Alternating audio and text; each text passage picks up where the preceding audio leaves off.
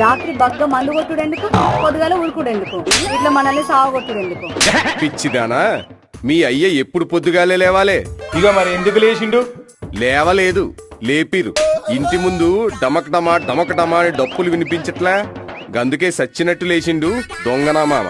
కులగణనల పేర్లు నమోదు చేసుకోకపోతే బీఆర్ఎస్ పార్టీ నేతలు మన ఫ్యామిలీ మెంబర్స్ ఇండ్ల ముందట మేలుకొల్పు డప్పులు కొట్టమన్నాడు. అదేనా ఇది? అదే ఇది ఇదే గది వినపడట్లే. కాదు కూడదంటే సామాజిక బహిష్కరణ అంటుండు. గంతేనా, కులగణనకి సహకరించని కేసీఆర్ కుటుంబానికి తెలంగాణలో జీవించే హక్కు లేదన్నాడు. సచ్చినం పో, ఇప్పుడు ఏం చెయ్యాలి? ఇక మూసుకొని ఆ కులగణన లెక్కలు చేసేవాళ్ళని బిలువురి. ఇంకేం చేస్తాం?